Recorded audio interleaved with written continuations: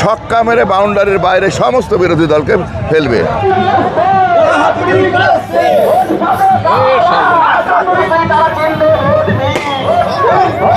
মুর্শিদাবাদে যেখানে বিরোধী শূন্য বলে অপপ্রচার চালাচ্ছিল তৃণমূল, সেই জায়গায় জলঙ্গি যেন এক ঐতিহাসিক রূপ নিয়েছে।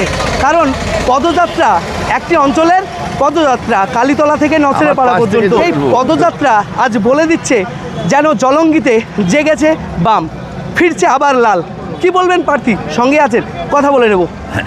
আজকের এই যে মহা মিছিল পরিণত হয়েছে, কি বলবেন? শুধুমাত্র সারিকারদাল অঞ্চলের মিছিল, এই মিছিল এই রূপ নিয়েছে। এটা একটাই বলার যে সব অঞ্চলে যেমন হচ্ছে, এই অঞ্চল সব অঞ্চলকে ছাপানোর জন্যে এরা ঝাঁপিয়ে পড়েছেন এবং সব আমাদেরকে সমর্থন করার জন্যে আজকে রাস্তায় নেমেছে। স্বাভাবিক কারণে আমরা বলতে পারি যে মানুষের যা জোশ, এই বিধানসভায় আমাদেরকে কেউ প্রতিরোধ করতে পারবে না।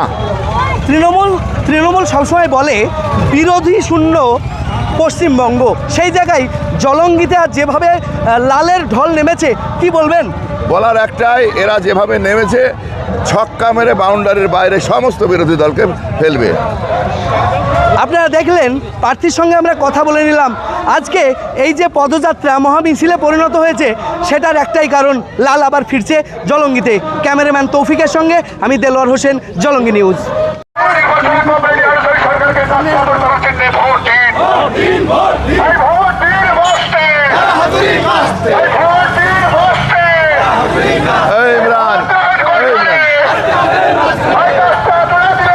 যে কোনো গাড়ি ধরে চলে যাও জলঙ্গিতে।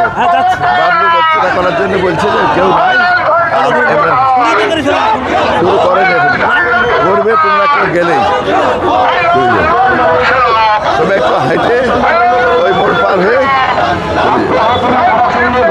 আর বলবা যে আমি আসছি, আমি শুধু আইসে হাত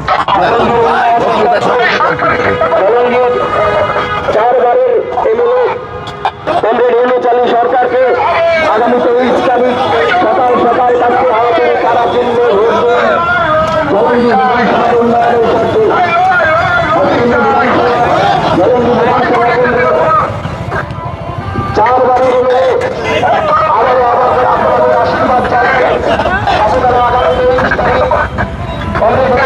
সরকারকে তারা জন্য ভোট দিয়ে